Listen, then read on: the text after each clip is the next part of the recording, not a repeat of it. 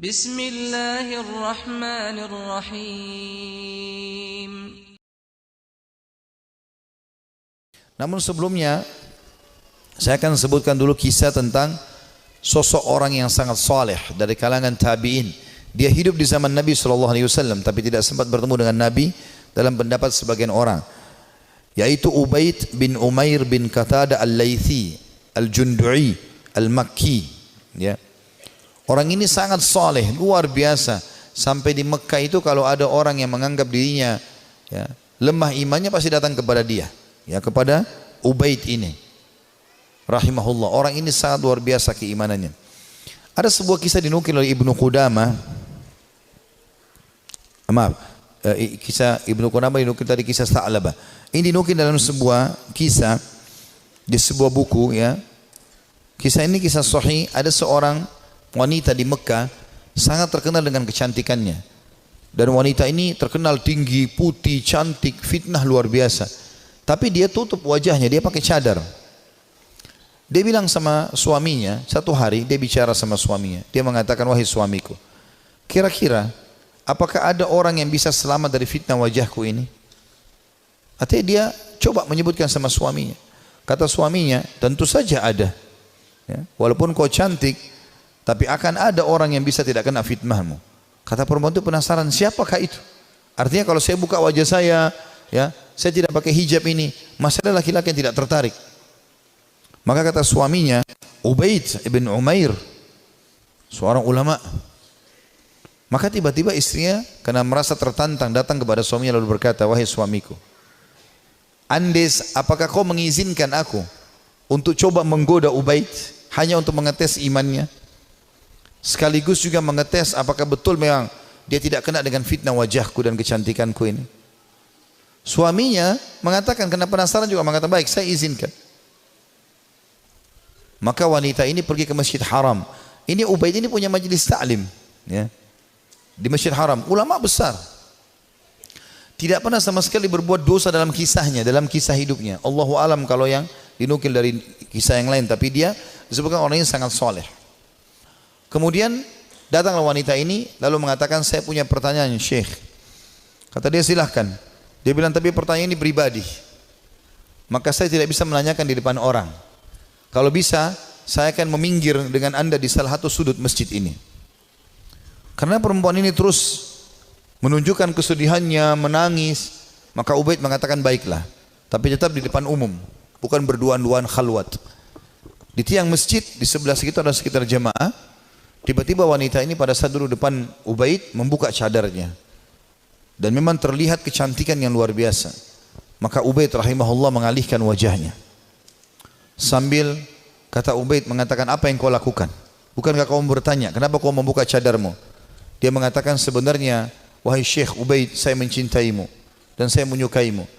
Maka aku datang untuk menawarkan diri. Maka Ubaid mengatakan, dan aku tinggal tunggu jawabanmu. Artinya kapan kau mau? Selesai, aku jadi milikmu, terserah kau mau apakan. Perempuan ini ingin menguji. Ubaid tidak mengenal siapa perempuan ini. Subhanallah, dia mengatakan, saya akan jawab pertanyaanmu itu kalau kau menjawab 5 pertanyaanku. Kata Ubaid rahimahullah, tapi sambil buang muka, enggak dilihat ke wajah wanita ini. Wanita tersebut menggambarkan Ubaid tidak melihat sedikit pun ke wajahku, padahal wanita ini depan matanya dan sangat cantik. Maka kata wanita tersebut, tanyalah. Kata Ubaid rahimahullah, jadi tadi dia memang bilang waktu dalam majelis, saya punya masalah, saya mau minta nasihat. Padahal dia cuma mau berbohong wanita ini, tapi hanya mendapatkan nasihat yang benar. Apa kata Ubaid rahimahullah? Andai saja bertepatan pada saat sekarang malaikat maut datang ingin mencabut ruhmu, apakah kau akan menawarkan hal yang sama padaku? Kalau memang kau sedang berhadapan dengan malaikat maut? Kata wanita tersebut, tentu tidak. Pertanyaan kedua, andai saja kamu sedang berada dalam kuburan, tempat yang pasti kau akan datangi, dan kau sedang bertemu dengan Munkar dan Nakir, 2 malaikat akan bertanya di kuburan, dan kau sedang ditanya untuk selamat ke surga atau neraka, apakah kau juga akan berpikir tetap akan menawarkan dirimu seperti ini? Dia mengatakan tidak. Yang ketiga, seandainya kau sedang berada bersama aku di padang mahsyar, kemudian buku-buku amal sedang berterbangan, dan kau tidak tahu apakah kau akan terima dengan tangan kanan atau tangan kiri. Tangan kanan akan selamat ke surga, tangan kiri akan masuk ke neraka. Apakah kau juga akan menawarkan dirimu seperti ini kepadaku? Dia mengatakan tidak. Yang keempat, ya, andai saja kau sedang ditimbang amalmu dan kau tidak tahu amal baik atau amal buruk di timbangan amal hari kiamat nanti yang lebih berat, apakah kau masih mau menawarkan dirimu padaku? Dia mengatakan tidak. Lalu kemudian pertanyaan terakhir yang kelima, andai saja kau sedang diminta pertanggungjawaban oleh Allah tentang kecantikanmu ini, tentang keadaanmu, ya, kelebihan-kelebihan nikmat yang Allah berikan kepadamu ini, apakah kau juga akan mengatakan kepada Allah, aku sempat menawarkan ini kepada Ubaid? Maka dia mengatakan tidak. Maka Ubaid pun mengatakan rahimahullah, kalau gitu bertakwalah kepada Allah dan jagalah dirimu serta nikmat Allah yang ada padamu. Maka tiba-tiba perempuan tersebut menangis terisak-isak. Lalu kata Ubaid, pulanglah. Lalu Ubaid berdiri tanpa melihat sedikit pun ke wajah wanita tersebut. Setelah dia pergi, wanita itu pulang ke rumahnya. Suaminya sudah menunggunya, ingin mengetahui berita apa yang ada sebenarnya. Maka setelah dia pulang, suaminya kaget melihat matanya merah, menangis. Kata suaminya, apa yang terjadi wahai istriku?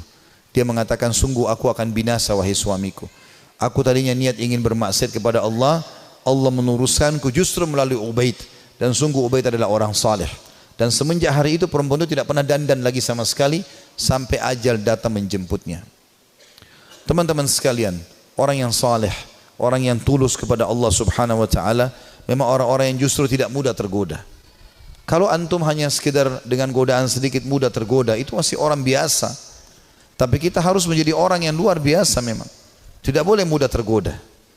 Allah Subhanahu wa taala menyebutkan tentang ahli surga di dalam firman-Nya pada saat mereka masuk ke dalam surga nantinya di hari kiamat, itu disebutkan malaikat akan masuk dari semua pintu-pintu istana mereka, dan mereka akan berkata para malaikat, salamun alaikum bima sabartum fa ni'ma uqbad dar. Selamat buat kalian, keselamatan buat kalian atas kesabaran kalian, dan ini sebaik-baik tempat untuk kembali, surga maksudnya.